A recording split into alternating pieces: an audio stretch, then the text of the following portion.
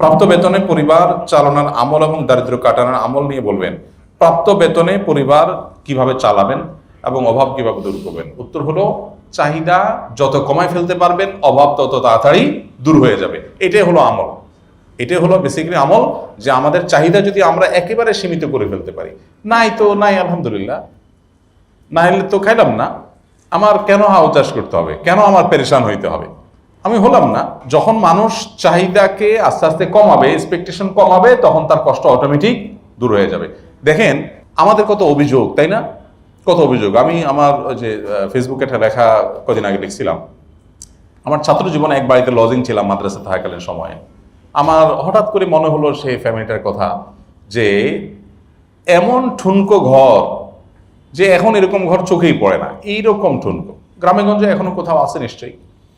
তো তারা বেচারারা একটা হাঁস না মোরগে ডিম পারতো, ওইটাই আমাকে ভেজে ভাত দিত তারা, এবং এইটা দিত যে তারা, মানে আমার কাছে এখন বুঝি, তখন তো ছোট ছিলাম, এখন ফিল হয় যে তাদের মধ্যে কোনো দুঃখ ছিল না, তারা খুব খুশি ছিল যে একটা মাদ্রাসার ছেলেকে সে লজিং রেখেছে, এবং সে কোনো দারিদ্র আছে তার, এরকম কোনো ফিল তার মধ্যে আছে বলে আমার মনে হয় না।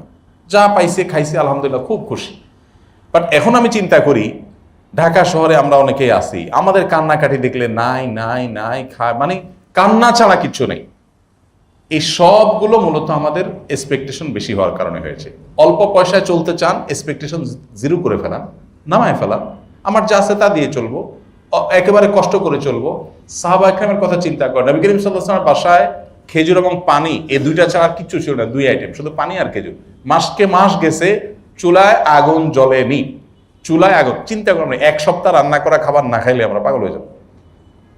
এক সপ্তাহ যদি শুধুমাত্র শুকনা বিসি টিসি এগুলা খেয়ে থাকা লাগে, নিউজ হবে রীতিমতো মিডিয়াতে, এক সপ্তাহ ধরে ভাত খায়নি, তাই না? বন্যায় 8 দিন হয়েছে চুলা রান্না হয়নি, সুবহানাল্লাহ, লিড নিউজ হচ্ছে না? অথচ নবী করিম সাল্লাল্লাহু আলাইহি ওয়াসাল্লামের বাসায় এই জিনিসটা মাসের পর মাস হয়েছে। তার মানে লাইফটাকে মানুষ যত সিম্পল করে ফেলে, তত তার কষ্ট দূর হয়। তো এই জন্য অল্প টাকায় অল্প বেতনে চলার জন্য এক্সপেকটেশনটাকে কমিয়ে আনাটাই হলো মূলত আমল। আর পাশাপাশি আল্লাহর কাছে বারাকার দোয়া করা, বারাকার দোয়া করা, আল্লাহ তাআলা যেন বারাকা দান করেন, তাতে অল্প টাকাতেও দেখা যাবে অনেক কিছু হয়ে গেছে। সেই দোয়াটা করা এবং বারাকা লাভের আমলগুলো করা। আল্লাহ তাআলা বলেছেন, ওয়ালাউ আন্না আহলাল কুরা আমানু ওয়াত্তাকাউ লাফাতাহনা আলাইহিম বারাকাতিম মিনাস সামা। কোন জনপদের লোকেরা যদি ঈমান আনার পরে তাকওয়া অবলম্বন করে, আল্লাহ বলেছেন আসমান থেকে আমি বরকতের বহু দুয়ার তাদের জন্য ওপেন করে দিব। এই জন্য অল্প টাকাতে অনেক বরকত হবে, অনেক কল্যাণ হবে, ফিল হবে না কষ্ট অভাবটা, যদি আমরা তাকওয়া অবলম্বন করি, আল্লাহকে ভয় করে চলি এবং মুত্তাকিদের কাতারে শামিল হই।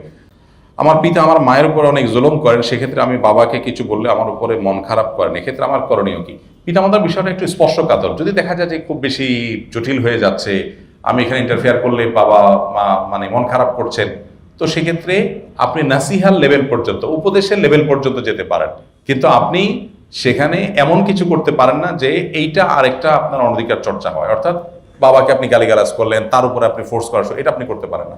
সে অন্যায় করছে, তার অন্যায়ের জন্য দায়ী আল্লাহর কাছে হবে, আপনি অন্য কাউকে সেখানে ইনভলভ করাতে পারেন বড়জোর। আমি বর্তমানে বাংলাদেশে একটি সরকারি ব্যাংকে কর্মরত। ব্যাংকে চাকরি করার বিষয়ে অনিচ্ছা থাকা সত্ত্বেও এখনো ছেড়ে দেওয়া সম্ভব হচ্ছে না। এ থেকে উত্তরণের অনেক চেষ্টা চালিয়ে যাচ্ছে। এই মুহূর্তে কিছু করণীয় থাকলে উপদেশ দিবেন।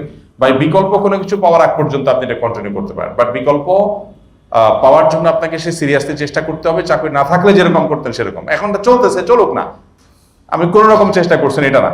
যদি আপনি সিরিয়াস চেষ্টা করেন, তাহলে শুধু ব্যাংকে চাকরি ওই পর্যন্ত আপনি চালিয়ে যেতে পারেন।